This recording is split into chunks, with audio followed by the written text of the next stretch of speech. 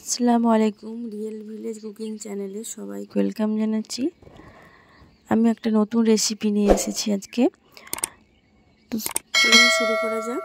প্রথমে এখানে ময়দা নিয়ে নিলাম 1 বাটি পরিমাণ, দিয়ে দিলাম সামান্য লবণ।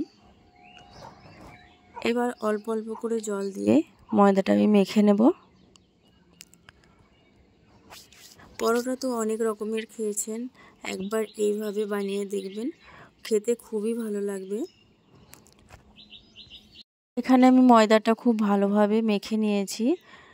ময়দাটা খুব বেশি নরম না আর খুব বেশি শক্তও না, মিডিয়াম একটা ডো তৈরি করে নিয়েছি।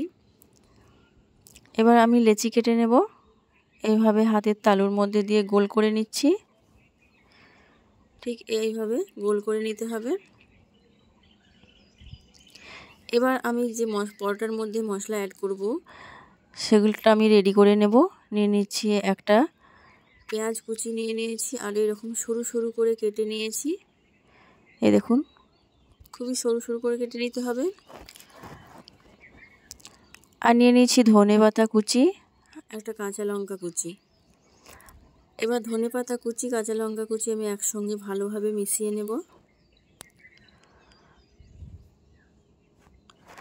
এবং পেঁয়াজ, ধনেপাতা, কাঁচা লঙ্কা সব কিছু একত্রে ভালোভাবে মিশিয়ে নিতে হবে।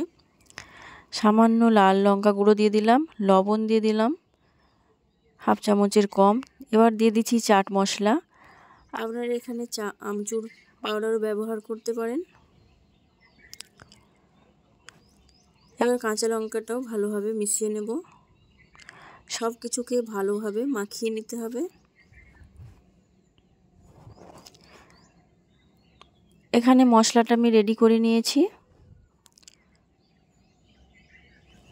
এবার আমি এর মধ্যে অ্যাড করছি টমেটো সস।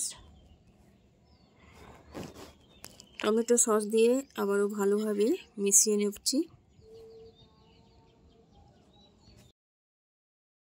ভালোভাবে যখন মাখানো হয়ে যাবে, এটা আমি এক সাইডে রেখে দেব। একটা লেচি নিয়ে সামান্য ময়দা ছিটিয়ে আমি একটা বেলুনের সাহায্যে বেলে নেব। যেমন করে রুটি বেলা হয় ঠিক সেই রকমভাবে, খুব বেশি মোটাও না খুব বেশি পাতলাও না, এরকম করে বেলে নিতে হবে।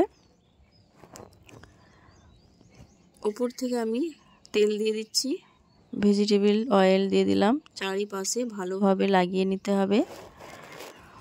চারিপাশে খুব ভালোভাবে যখন লাগানো হয়ে যাবে, আমি যে মশলাটা রেডি করে রেখেছি পেঁয়াজের মশলাটা আমি দিয়ে দিচ্ছি। চারিপাশে এইভাবে ছড়িয়ে দিতে হবে। আপনারা বুঝতেই পারছেন এখানে আমি পেঁয়াজের পরোটা বানাচ্ছি।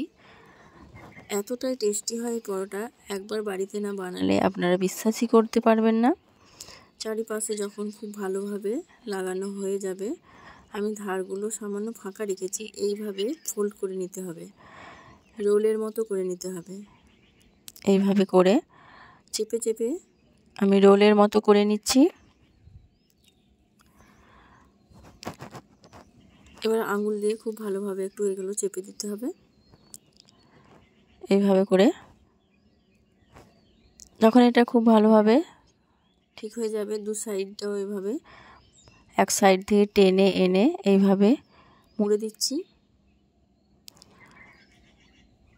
এই দেখুন, ঠিক এরকম করে আলতোভাবে সামান্য প্রেস করে দিতে হবে। সামান্য ময়দা ছিটিয়ে দিলাম, দিয়ে এগুলো এবার বেলুনের সাহায্যে বেলে নেব। প্রথমে আঙুলের সাহায্যে একটু এভাবে চেপে দেবেন। এবার বেলুনের সাহায্যে বেলে নেব, খুব বেশি বড় করব না। মিডিয়াম সাইজের আমি পরোটাটা বানাচ্ছি। দেখুন, এইভাবে দু সাইডটাই ভালোভাবে প্রেস দিয়ে এইভাবে বেলে নিতে হবে।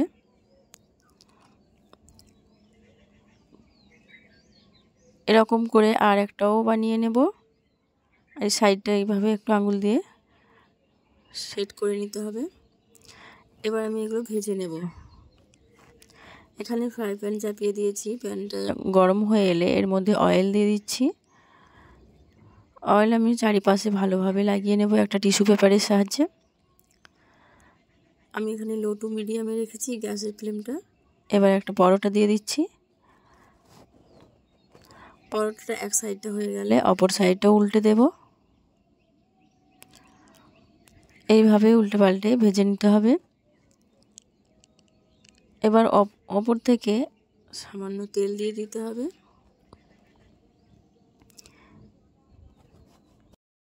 আবারও উল্টে দেব। এইভাবে তেলটা চারিদিকে ভালোভাবে লাগিয়ে এবার উল্টে দিতে হবে।